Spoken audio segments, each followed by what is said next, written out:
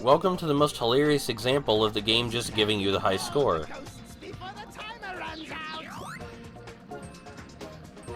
It's a big circular arena, all the ghosts spawn in the center. There are 2 point multipliers. And there was nothing you could have wasted your scare on.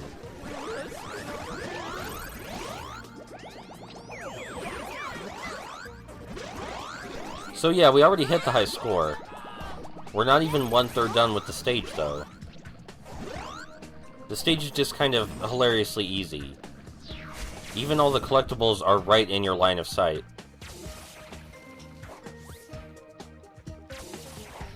Do you see that coral reef that's shaped like a Pac-Man maze down there? That's some pretty great stuff. We've already fought this guy before, and again, there's nothing new here. He does drop an item this time, though.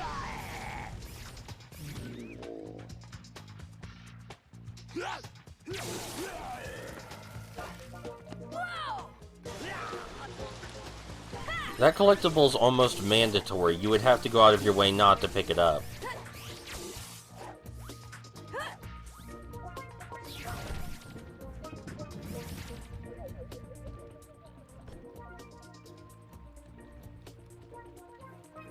I would say, oh no, the second half of the stage is Granite Pack. We should have gotten our high score higher, but we already got the whole thing.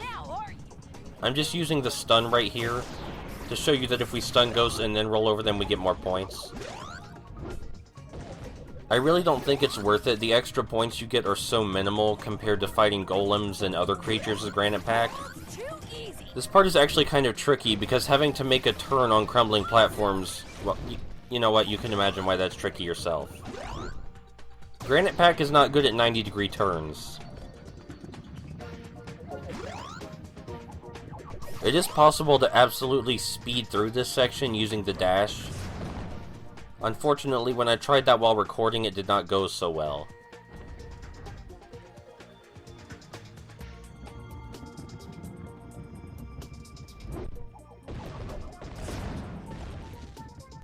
And up here is one of my favorite hazards in the whole game. I guess a lot of my favorites come from Granite Pack, don't they? How's it going? Baxter, how's the search for the lemon rocket going? These platforms fall. The most important thing to do is to keep your momentum going and make slight adjustments on the way. But you have to brake for a second there to get the collectible, and that's killed me quite a few times.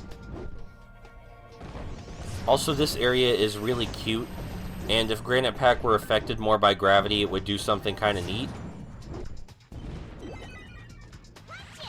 The platform is balanced by the golems, so when you kill some of them, it tilts.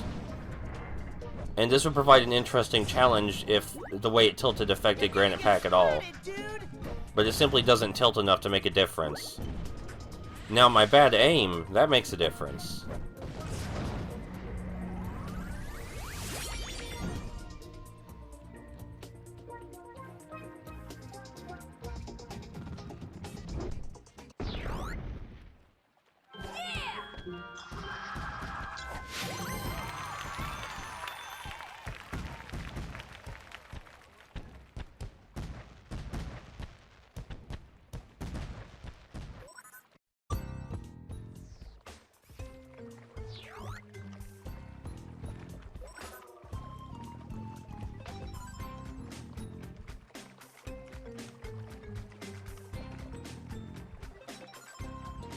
Welcome to the last level before we fight the boss, and in spite of it being called Minefield Mayhem, we're not gonna be in danger from the mines or anything.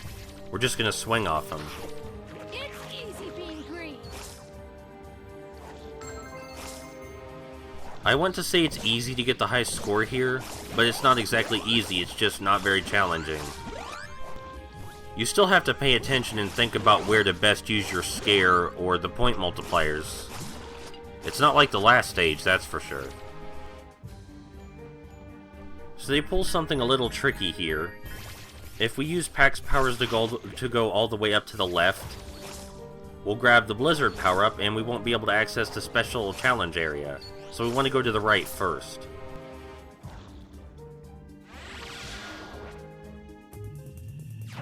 This one is just more or less a straight walk to the collectible with occasional jumping. We have to use Pac's powers for all of 2 seconds, and it's not special or anything.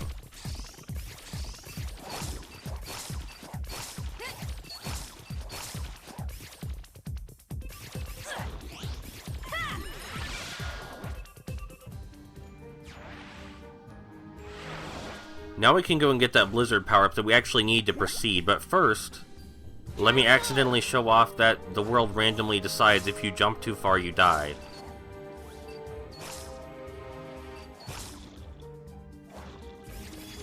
Everybody chill. There's a really strange area down here. It's an extra area, completely optional, but it doesn't have a collectible in it, or anything of note at all, really. I tried to jump over the fence, but it won't let me do that either. Generally, all the optional areas have collectibles in them, because this game's pretty arcadey, and everything you do for points. But there's not really anything point-related down here either. An optional area like this would fit better in the original Ghostly Adventures, which is a much more traditional 3D platformer. Man, I just realized how weird this is. The arcadey one is the one with collectibles, and the more traditional one does not have them. At least it does not have them to a notable degree. It's impossible to 100% all the collectibles, and you get all of the end-of-stage collectibles just by completing the game, so... On the other hand, this one you actually can 100%, and that's what we're doing right here, even though it's the more arcadey of the two. Also, the arcadey one is less difficult. This is really weird, man.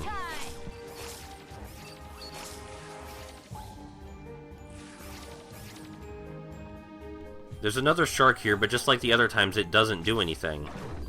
Don't worry, the shark will have a unique use soon, and it'll make up for its repetition here.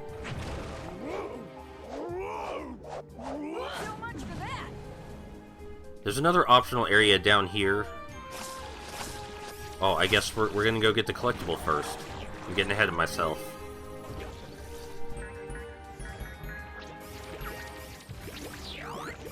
I think it's cute that all the ghosts underwater have fins on their heads.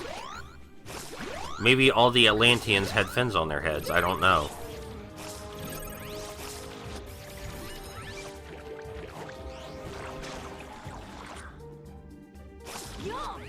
But as I was saying, there's another optional area down here without anything in it. I mean, there's an extra life, but we have 75 of those.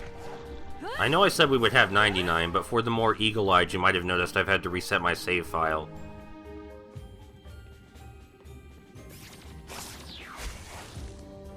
And when I reset it, I didn't care as much to get all of the extra lives in the first world.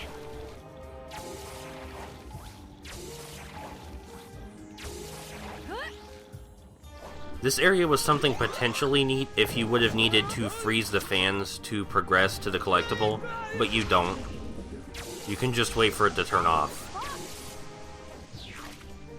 I mean, you can still freeze it if you want to, but it's not necessary or anything.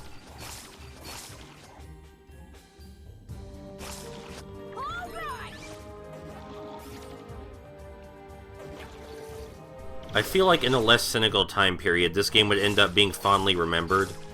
Like back in the PS2 era, maybe. But that's why I'm sharing it, right? To show people that it's actually pretty sweet, in spite of some problems that we haven't seen yet. There are 2 sharks this time, and some ghosts, but it's still the opposite of challenging. In fact, if I did anything besides jump straight up, this would have gone much better.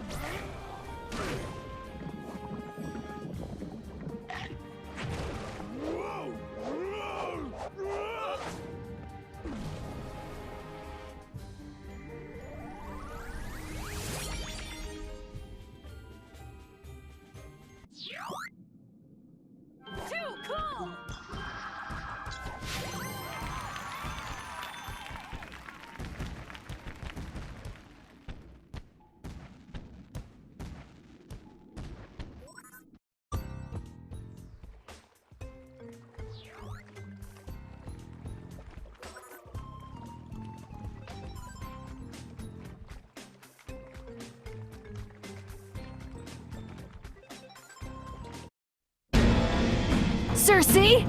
I just found the lemon rocket! Hee, that's great! Guess you're about ready to head into space then! I don't think so. Remember that crazy Pactopus carnival ride that I fought when it came to life a while back? The one that came to life again and then escaped a few weeks after you fought it? Yeah, well, I found it too. I think it thinks that the lemon rocket is its baby. And I don't think it's very happy to see me. This is gonna be tougher than I thought. The Pactopus appeared at the very, very beginning of Season 2, for those curious. So the smart thing to do to avoid these mines is to jump off the platform and jump back on. Jumping back on is really important. I think this attack is pretty self-explanatory. The tentacles go very fast, but they stop sooner than you'd think. After it gets done throwing 2 mines, a shark appears. And this is the only creative use for the sharks, but at least they had a creative use.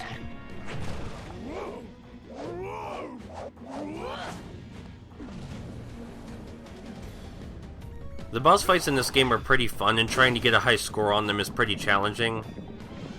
But I think they're a lot less creative than the boss fights in the original Ghostly Adventures game. In this one, they had to leave enough leeway so that you could get a high score. And the first one, you were just trying to survive.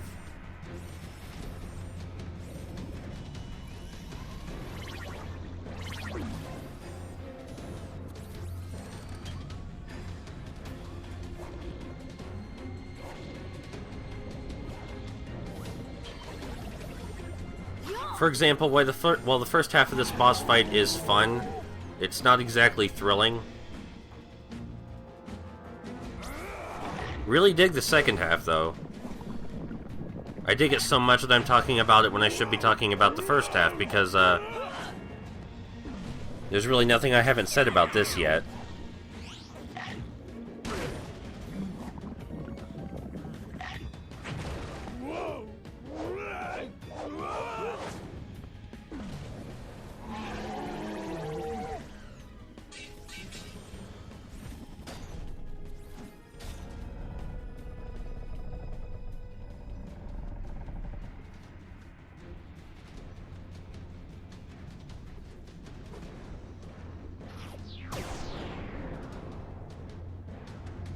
For this second half, the creature sticks its tentacles underneath the platform and brings them up at you.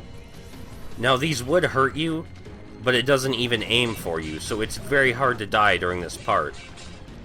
And how you get the high score here is you run into each of the tentacles right after each other. So you get a combo score, like with the ghosts. But yeah, this part is even less challenging than the first. It's almost on par with the first game, idea-wise, but the first game's boss fights were also difficult. I'm gonna spare you it repeating this pattern again.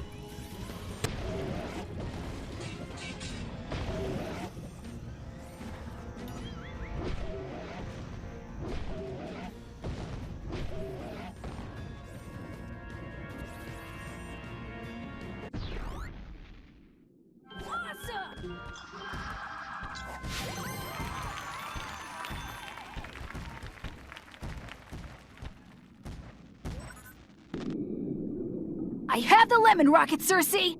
Next up, Apex's spaceship!